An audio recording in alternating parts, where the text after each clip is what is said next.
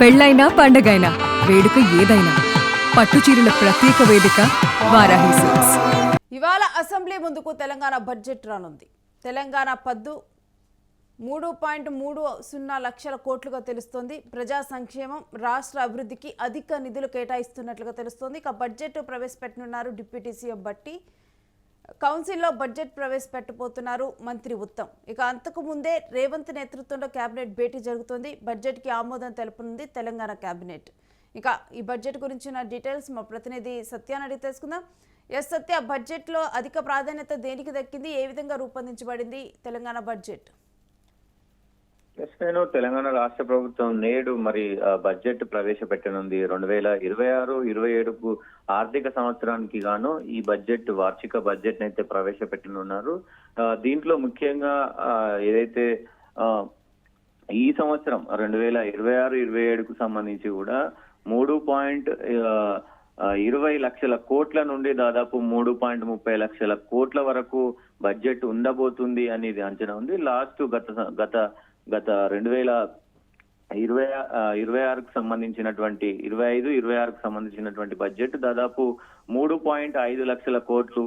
ఇప్పుడు ప్రస్తుతం last budget కంటే దాదాపు 7-8% అధికం ఉండబోతుంది అనేది కూడా తెలుస్తుంది. ముఖ్యంగా నేడు ఏదైతే శాసనసభలో ఉప ముఖ్యమంత్రి అయినటువంటి మంత్రి బట్టి విక్రమార్క ప్రవేశపెట్టనున్నారు. మధ్యాహ్నం 12 గంటలకు ఈ బడ్జెట్ ను కూడా ప్రవేశపెట్టనున్నారు. దాంతో ముఖ్యంగా శాసనసభలో బట్టి విక్రమార్క ఉప ముఖ్యమంత్రి ప్రవేశపెడితే బడ్జెట్ శాసన మండలిలో కౌన్సిల్ కి సంబంధించి కూడా మంత్రి దుద్దిల్ల శ్రీధర్ బాబు కూడా బడ్జెట్ ను ప్రవేశపెట్టినాడు ఈ శాసన మండలిలో. సో మొత్తం కూడా ఈ బడ్జెట్ కు అంటే ముఖ్యంగా ఫస్ట్ 9:30కి బడ్జెట్ సమావేశానికి ముందు ఉదయం ఏదైతే 9:30కి అసెంబ్లీ కమిటీ హాల్లో ముఖ్యమంత్రి రేవంత్ రెడ్డి అధ్యక్షన కేబినెట్ సమావేశం జరుగుతుంది. కేబినెట్ సమావేశంలో అధికారికంగా బడ్జెట్ ని అయితే ఆమోదం తెలుపుతున్న పరిస్థితి కనబడుతోంది. ఇక్కడ ముఖ్యంగా ప్రధానంగా ఈ బడ్జెట్ లో ఏ అంశాలపైన అంటే బడ్జెట్ ఎక్కువగా రానుంది అనేది చూడాల్సిన అవసరం ఉంటుంది. దాంతో పాటు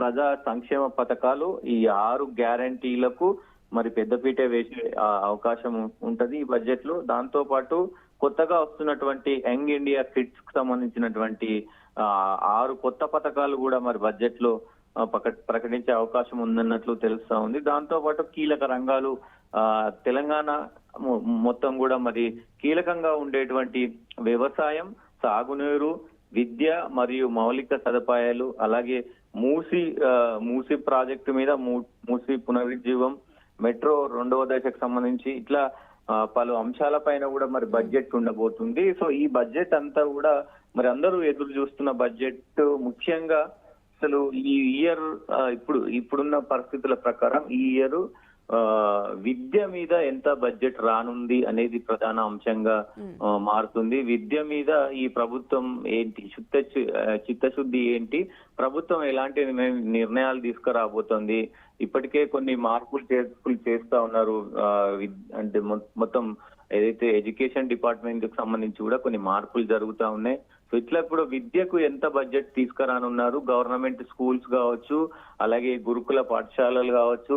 సో మొత్తం కూడా ఈ పాఠశాలకు సంబంధించినటువంటి బడ్జెట్ ఎంత పెట్టనున్నారు అనేది చూడాల్సిన అవసరం ఉంటుంది. దాంతో పాటు ఆరోగ్యం అంటే హాస్పిటల్కి సంబంధించినటువంటి ఆరోగ్యానికి ఎంత బడ్జెట్ పెట్టనున్నారు, ప్రజల సంక్షేమం మీద, ప్రజల ఆరోగ్యాల మీద వీళ్ళకి ఎంత చిత్తశుద్ధి ఉంది అనేది సో ఇక్కడ ఈ రోజుతో తెలిసిపోనుంది. ముఖ్యంగా ప్రైవేట్ సంబంధించినటువంటి హాస్పిటల్స్ కి పెద్దపీట వేస్తారా, ఈ బడ్జెట్ లో గవర్నమెంట్ హాస్పిటల్స్ కి పెద్దపీట వేస్తారా, ప్రజల ప్రాణాలకి వీళ్ళు పెద్దపీట వేస్తారా అనేది చూడాల్సిన అవసరం ఉంటుంది. దాంతో పాటుగా ఏదైతే ఈ 6 గ్యారంటీలు ఉన్నాయో ఇప్పుడు ప్రధాన అంశంగా ఇది పరిగణలోకి తీసుకొచ్చు. ఈ 6 గ్యారంటీలు కాంగ్రెస్ ఇచ్చినటువంటి 6 గ్యారంటీలలోని 13 హామీల పైన కూడా పెద్ద ఎత్తున ఇప్పటికే కొన్ని పథకాలు కూడా నెరవేర్చిన అవకాశం ఉంది. దాంట్లో ఇప్పుడు మరిన్ని పథకాలు నెరవేర్చే దిశగా తీసుకుపోతా ఉన్నారు. దాంతో పాటు ఏదైతే పెన్షన్ కి సంబంధించినటువంటి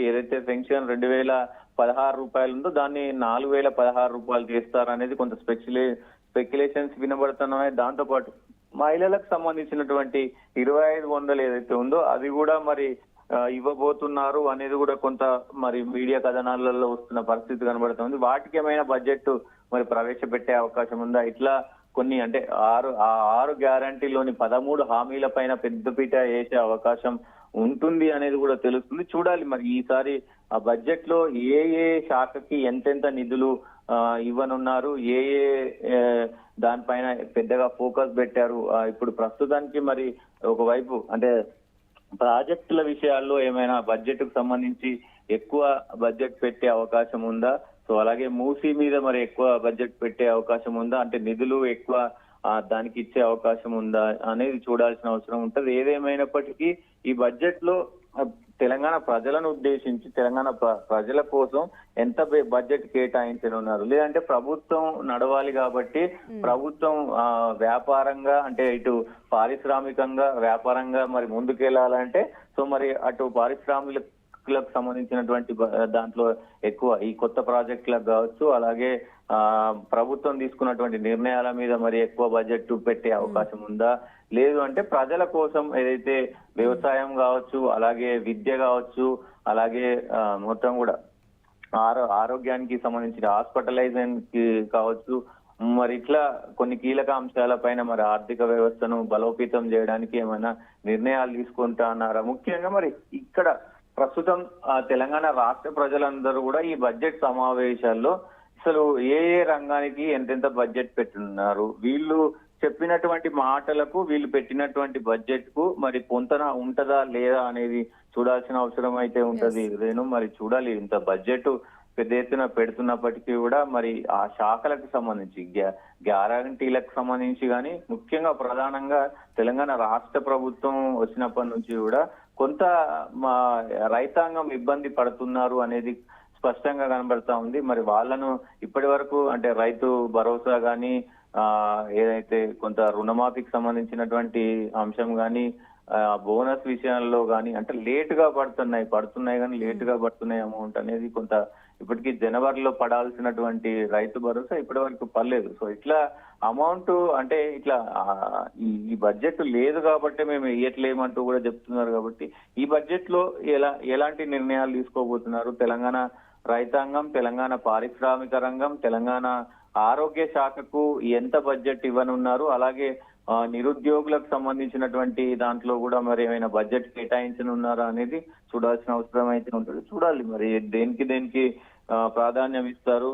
మరి అలాగే విలేజ్లకు సంబంధించి అంటే జిల్లాలకు సంబంధించి కూడా త్రాగునీరు మీద మరి ఎంత బడ్జెట్ ఇవ్వనున్నారు మరి చూడాలి. ఈ బడ్జెట్ లో ఎలాంటి మార్పులు, ఎలాంటి సంక్షేమ పథకాల పైన ఫోకస్ పెట్టనున్నారు. ముఖ్యంగా విద్య పైన కూడా పెద్ద ఎత్తున విమర్శలు వస్తున్నాయి. అంటే కాంగ్రెస్ ప్రభుత్వం వచ్చిన తర్వాత పెద్ద ఎత్తున హామీ ఇచ్చి వచ్చినారు కాంగ్రెస్ పార్టీ.